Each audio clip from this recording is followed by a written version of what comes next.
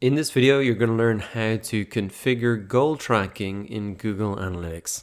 Now, why is this important to do? Well, if you haven't set up goals, then you're really missing out on a huge amount of data in your Google Analytics reports. For example, I've configured a goal in this property for email signups. That's really the main objective of this site, is to build up an email list. And because I've done that, I can see, for example, in the source medium report, the traffic sources, not only in terms of the number of sessions that they get, but also the number of email subscribers that those traffic sources result in. And because this is the main objective of my site, well, then I really want to make sure that I am focusing on the marketing channels that are meeting the objective of my site, rather than just the marketing channels that are delivering the most amount of users. So that is a simple example of a goal, but it's the same idea in terms of if you set up more complicated revenue goals. You really want to make sure your site is meeting the objective of your site, and that's why it's important to set up goals. So I'm going to walk you through a simple example of setting up that email sign up goal. And to do that, we want to come into the admin section of our Google Analytics account, and then come in under the view that you want to set that goal up in, and we can just set up the goal here. Now, you will have to have edit access in order to set up a goal within a Google Analytics view. You can see that I've set up this goal in the past, and really I can see in the last 7 days then there's been 231 signups, or 231 new email subscribers collected. Let's open up this to really see what's involved here. First, we want to select the type of goal, and you can see that there are quite a number of different options here to set up in terms of revenue, acquisition.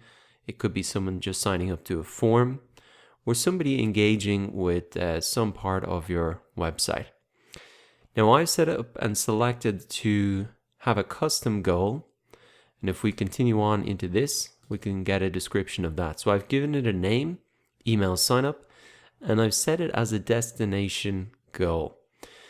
So how does this really make sense? How is tracking a destination really helping me to determine how many people sign up to my email list?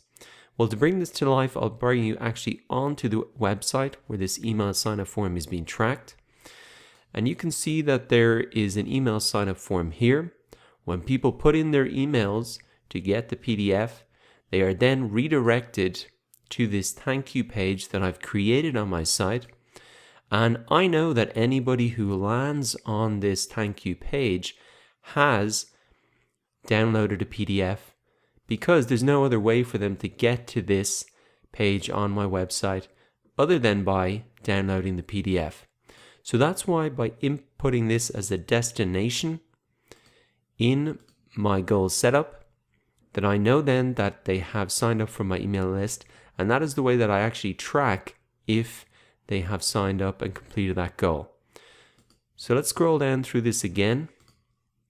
If we look at the goal details, I can see that I set the destination as begins with thank you, because I have a couple of different thank you pages.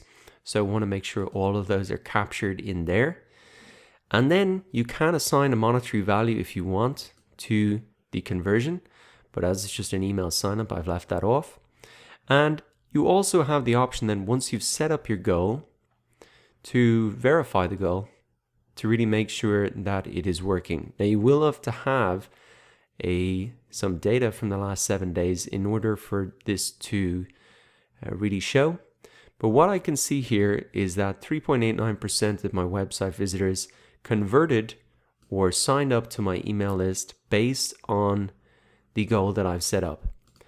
So this is very important to know, because you want to be constantly increasing that number and making sure that your website meets the objectives that you have set for it.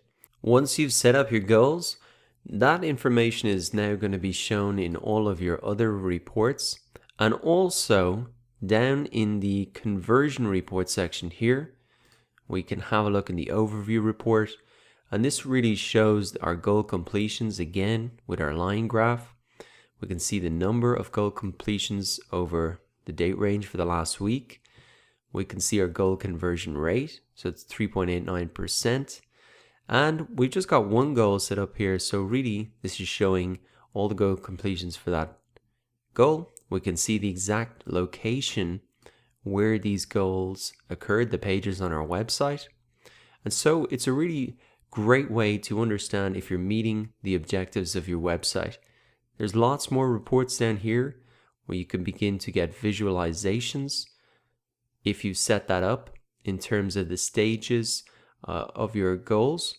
And if we actually switch to the demo account from Google Analytics and look at this same report, we can see that they have set up a funnel as part of the goal, and we can even see the drop off at each stage of the funnel.